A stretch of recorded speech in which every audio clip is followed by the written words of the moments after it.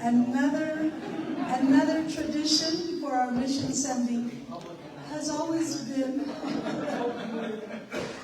to have a keynote speaker that specifically, of course, addresses our missionary charism and vocation. So without further ado, and needing no more introduction, the Superior General of the Maryknoll Fathers and Brothers, Father Nadeau.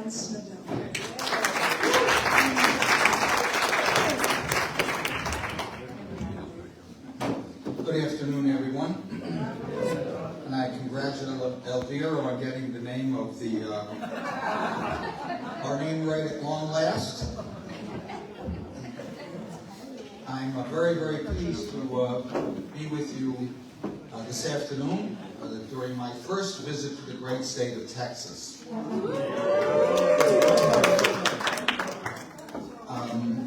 I bring greetings from the other members of the General Council of the Maryknoll Fathers and Brothers, Jim Lynch, Juan Zuniga, who worked here in El Paso in the early 2000s for about 8 years, and Tim Kilkelly. And I bring special greetings from the General Council to all the members of the Maryknoll family, my brothers here in the society, and members of the congregation, the lay missioners, especially their board members, and the affiliates, if we have any affiliates with us today. I want to thank Elvira for the invitation to be with you, and I wish the lay mission leadership all the best with your far-sighted and courageous move to El Paso. I'm very honored to have met Bishop Seitz. Thank you, Bishop, for your leadership in the U.S. Church. As Pope,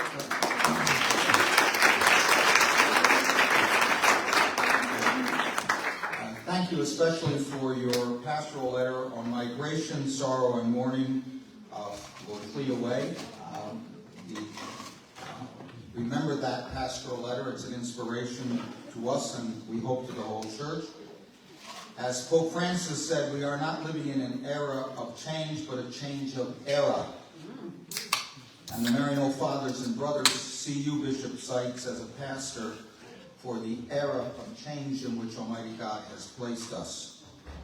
And we are pleased, we look forward to welcoming you in June when, si Dios quiere, you will ordain Deacon Matthew Sim to the missionary priesthood.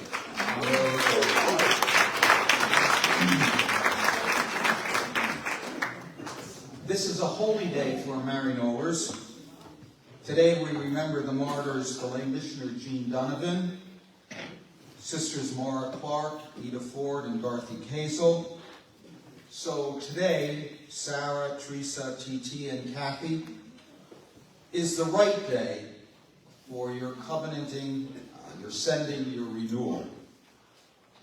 I congratulate Sarah, Teresa, TT, and on your covenanting and sending today. Congratulations, blessings, and congratulations, Hongera, to Kathy on her renewal. Karibu kwetu tena, ubarikiwe sana huko Kenya. Karibu, the motherland. Welcome back to the birthplace of the human race. So, to Sarah, Teresa, TT, and Kathy, I assume some people have wondered about your adventurousness, your audacity, your risk-taking, your blatant craziness. They should wonder, and so should you. When I speak about wonder, I mean to say to you that it is fitting that you and others have feelings of surprise mixed with admiration for the unusual and perhaps inexplicable thing you are doing today. I hope you and others who are wondering about your covenanting, sending, renewal will ask you what your choice means today, not only for you, but for the questioner, what this means for all of us. So Sarah, Teresa, TT, and Kathy, you are choosing to be an outsider who entrusts herself to another culture's insiders. You are choosing to be a stranger who entrusts herself to other strangers. You are choosing to put yourself out there in a culture in which you will never fully participate, no matter how well you acculturate to that other culture. You will always be on the periphery. You are choosing to communicate in a language that will probably reduce you to baby talk and humiliate you. All the great thoughts and feelings and insights that you have, they're going to stay right in there. Probably never going to come out at all. It's going to be really humiliating. But you are more than an outsider, more than a stranger. You are becoming an intercultural missionary. Someone who chooses to intensify her experience of humanity's deep, perennial, universal, everyday problem. And what is that problem? Seeing a shared humanity in another. It's perennial, universal, everyday. We are not doing well with seeing humanity in others. That's one reason Maryknoll is here in El Paso. We are not doing well with seeing humanity in others, and the brutal evidence is compelling here in El Paso, in the Sudan, in the Holy Land, the Eastern Democratic Republic of the Congo, in the Mediterranean Sea, and camps for refugees and displaced persons around the world.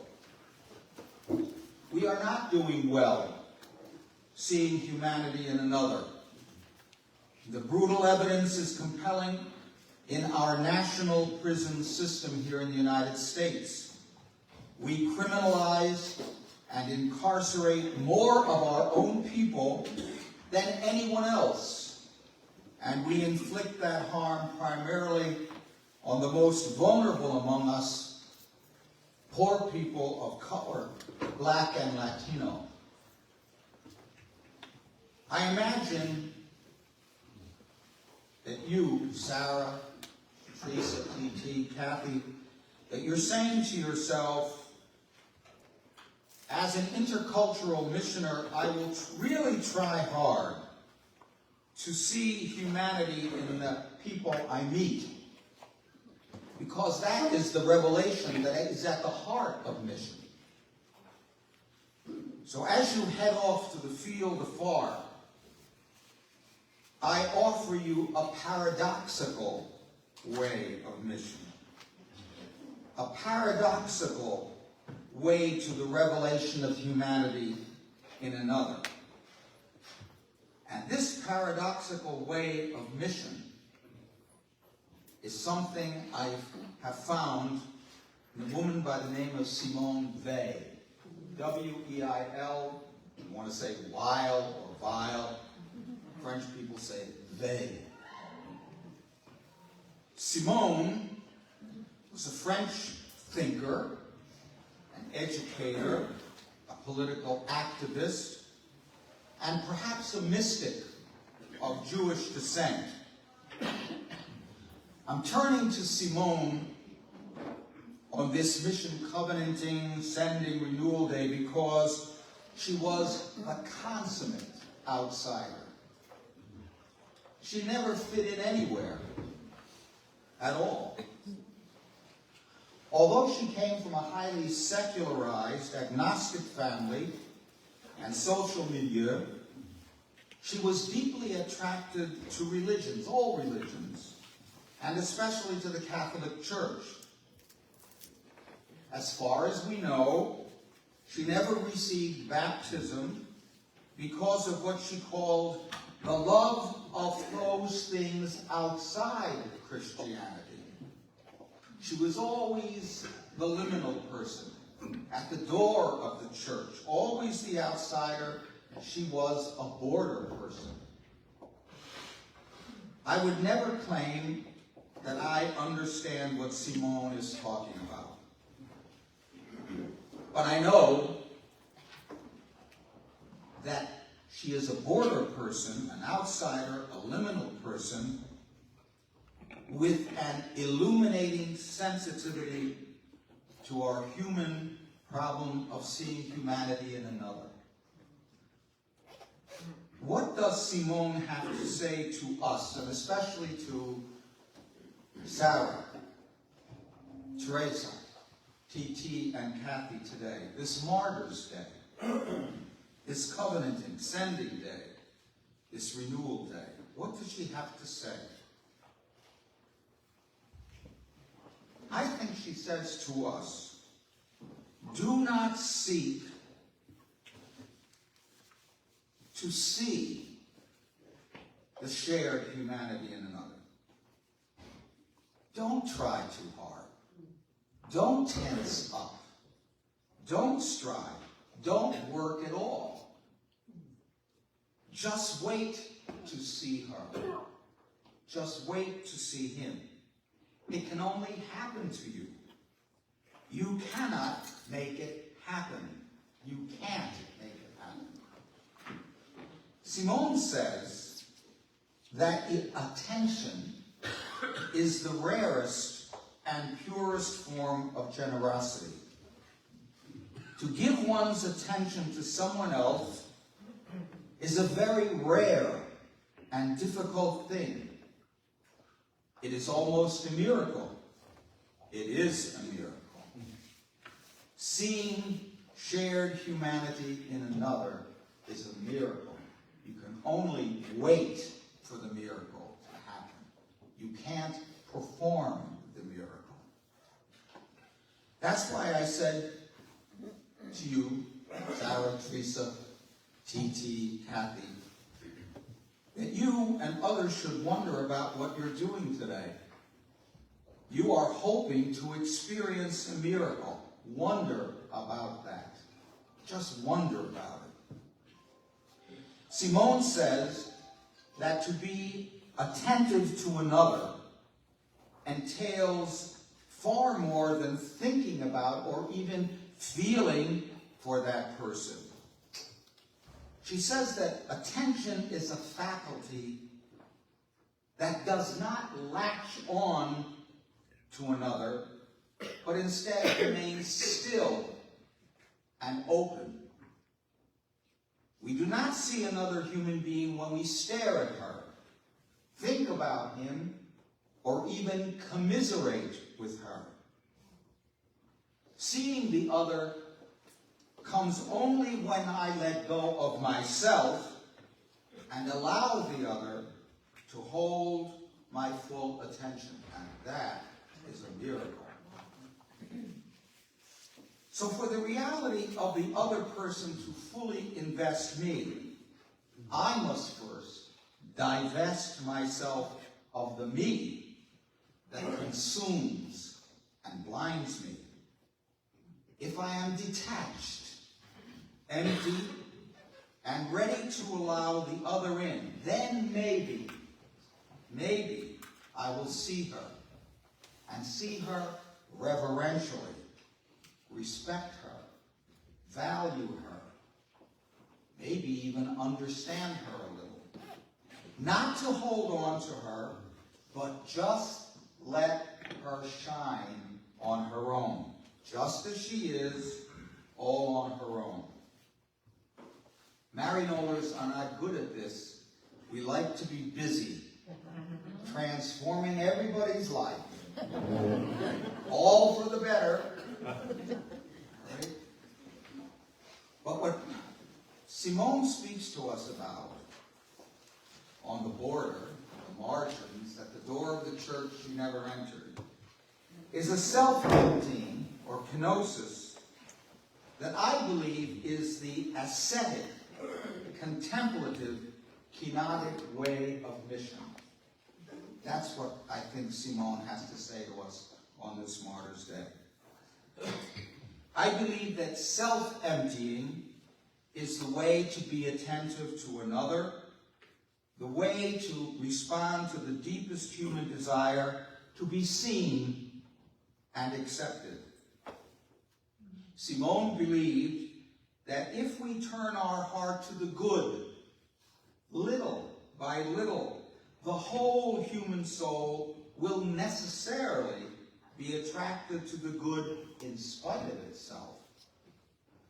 If I turn my heart to the other, little by little, my whole maladjusted, befuddled, confused soul, all of me, will be reverentially attentive to the other in spite of myself. So turning of the heart to another is surely a grace, an unmerited gift. With unmerited grace, how might I turn my heart to another? How might I become attentive to another, that rarest and purest form of generosity? I believe the asceticism of mission involves some small, concrete steps, all infused with grace. One small grace step in mission, the mission of self-emptying, is to let myself be carried away by the truth that Jesus Christ loved this other person so much that he chose death for her. Christ loved her and gave himself up for her.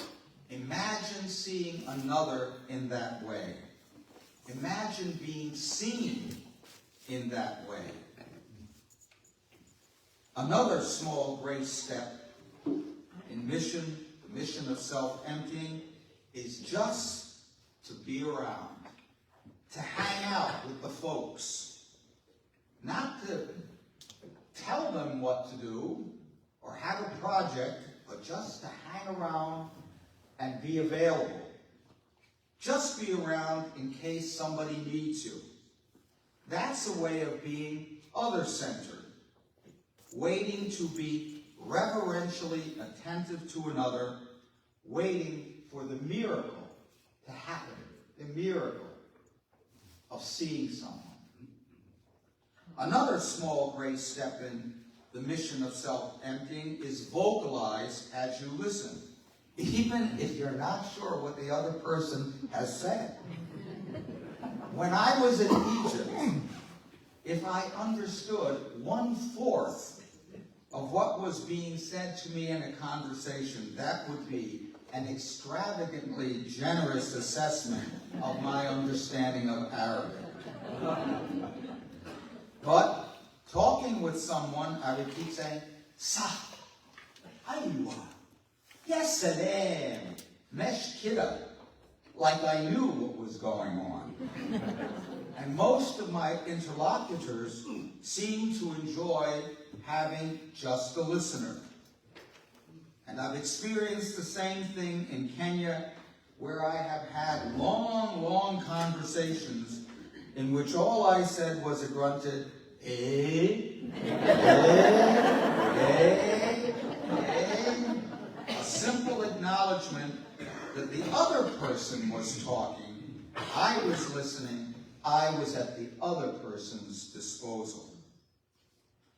By unmerited grace, if I turn my heart to the other, little by little, my whole maladjusted, befuddled, confused soul, all of me, will be reverentially attentive to the other in spite of myself, and I may see someone who drew the Son of God down from heaven. I could offer other small steps in the asceticism of mission that I may have learned over many years in Africa, but I've said enough. So, Sarah, Teresa, TT, and Kathy, many blessings on you on this holy day of the martyrs, Jean, Maura, Ida, and Dorothy. And through the intercession of Simone Weil, who didn't fit in anywhere, may you be graced with the miracle of attention. For to give one's attention to someone else is a very rare and difficult thing. It is almost a miracle. It is a miracle. Amen.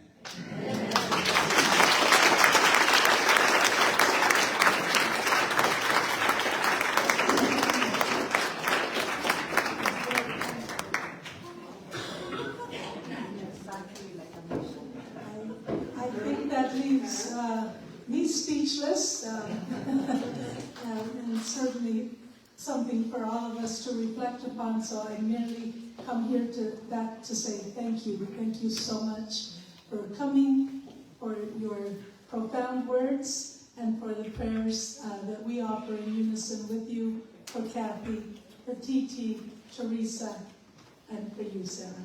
Many blessings on the rest of the day, and thank you all again for coming and joining us on this historic day. Thank you, everyone.